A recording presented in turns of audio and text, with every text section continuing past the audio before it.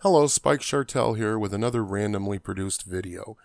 And today I'm going to get a little personal with y'all, since that seems to be a trend right now, and tell you my walkaway story from the left. So, I'm going to be totally honest with you. I was once really far left. While I'd have never went out and thrown Molotovs at people myself, I wouldn't have exactly condemned the people that did. Part of the reason for this, well, the major reason for it actually, was the '08 bailouts, which at the time I saw as capitalism being capitalism, and not the corrupted perversion of capitalism that it really was. I was fully convinced that the only reason communism hadn't worked in the past was because the people that had tried it hadn't followed Marx's plan to the letter. In particular, I felt that it would work with an armed populace, not realizing that you couldn't even begin to implement this shit without disarming the public. I might add that when it comes to guns, I've always been, and always will ascribe to the libertarian view that all gun laws are a violation of basic human rights. Even as a far-left commie, I felt this way. So, how did I go from commie to capitalist, you wonder? Well, it wasn't an overnight process, that's for sure. But it started with Gamergate, which also happened while working as a taxi driver in the inner city, which also contributed to my further slide away from the left. More on that in a bit. Suffice it to say, Gamergate was very confusing to me. I was used to the right-wing Christians being the ones to talk about how evil video games were, and as someone that grew up playing video games, and still does, and has played video games longer than many of the commentators on Gamergate had even been alive, it felt strange that the left was now attacking the industry. It was surreal to hear left-wing voices echoing the kind of sentiments that right-wing Jack Thompson did. One person that was instrumental in my journey out of madness was an Englishman by the name of Carl Benjamin, but most of you probably know him better as Sargon of Akkad. And if you ever do happen to hear this video or whatever, thank you, by the way.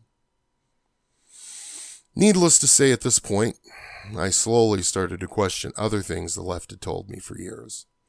I always knew they were wrong on the Second Amendment in my mind, but I wrote that off as being misguided, as I understood why the argument was appealing to anyone not willing to question it. I might also add that at this time, I was and still am what Dawkins would consider a strong atheist, meaning it was in my nature to question everything. I figured if the left was wrong about video games and our natural right to own weapons, what else might they be wrong about? I started to listen to the other side of the argument, and I came to find out that conservatives weren't the moral crusading busybody racists the left makes them out to be, but normal people who just wanted to live their lives for the most part. And sure, there were the hardline religious extremists among them, and the conversations with them, well, they weren't always productive.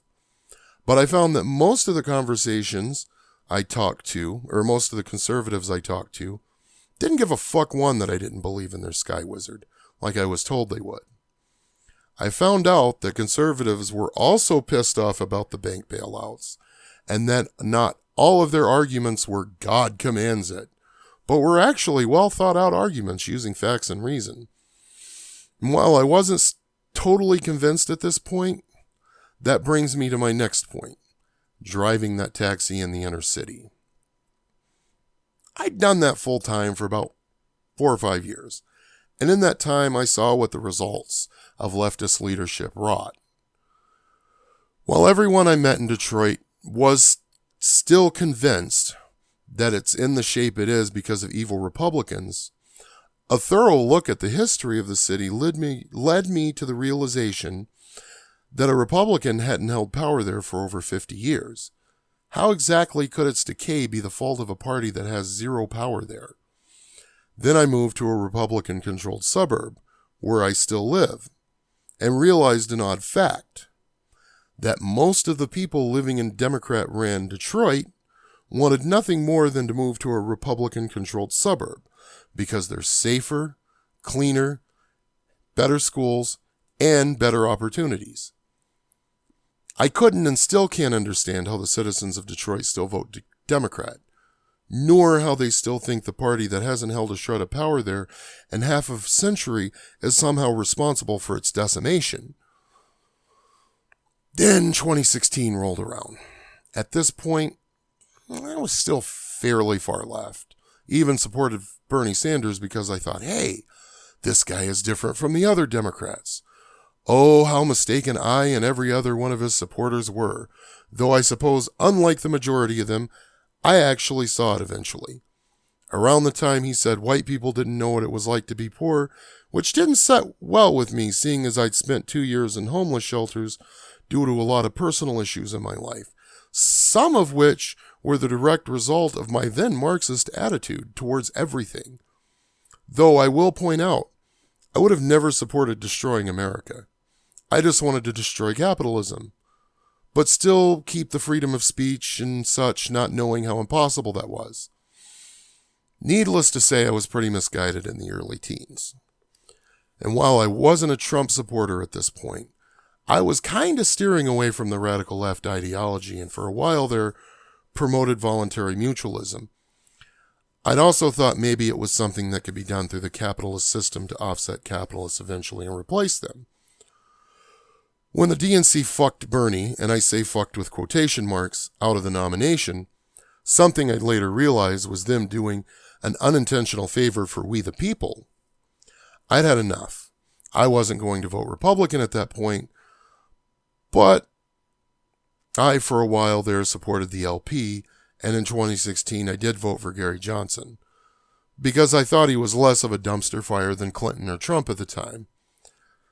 And of course my guy didn't win in 2016, big shock there, I know. But something odd happened once Trump was sworn in that I couldn't ignore. The economy started to get better. Like actually better. Not this bullshit we've been sold since 2001 about how it's better because my stock market, but actually better for people on Main Street as well. Jobs started popping up everywhere, and it started to feel more like the pre-September 11th economy I'd grown up with. Other things happened as well that shocked me, like Trump reminding nations we usually bend over backwards to for no good reason, like North Korea and Iran, that we could crush them like bugs if we wanted to. Now, this is something I'd actually wanted to see for a long time, as I felt if we're going to do empire, then we shouldn't be doing it half-assed like we always do.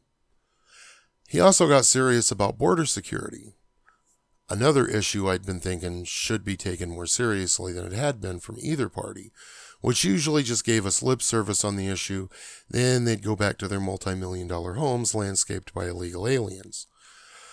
I also saw him take a hardline stance against extremist Islam as well, something no president I could remember actually doing in my life, and I was impressed that he had the sack to actually do it regardless of what the bleeding hearts said. I also noticed that he isn't quite the egotistical asshole they make him out to be. I mean, don't get me wrong, I still think he thinks highly of himself, but whenever I listen to his speeches, he's always praising the team around him as well. Something else I'd never seen a president really do before is, well, they usually try to take all the credit.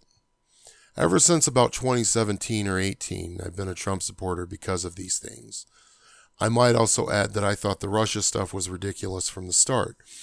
And the main reason for that is I really failed to see what Russia's ultimate goal would have been.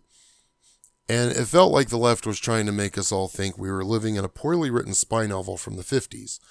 And I think that's a bit much to ask of any halfway reasonable person to swallow.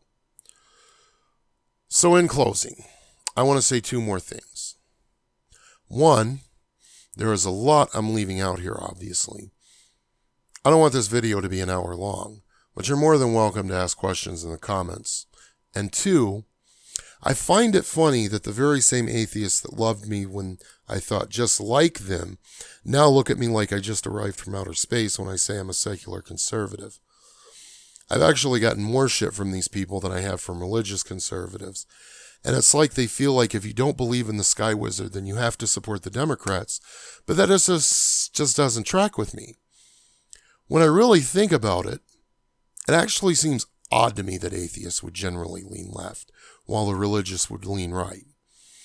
I think the group that doesn't believe they have a homie in the sky would be more about self-reliance and less about socialist free shit programs. On that same note, I find it odd that religious people would adopt conservatism, an ideology about pulling oneself up, when they believe they have a homie in the sky looking out for them. Maybe someone in the comments can enlighten me on this phenomenon. Anyway, thank you for your time and have a nice day.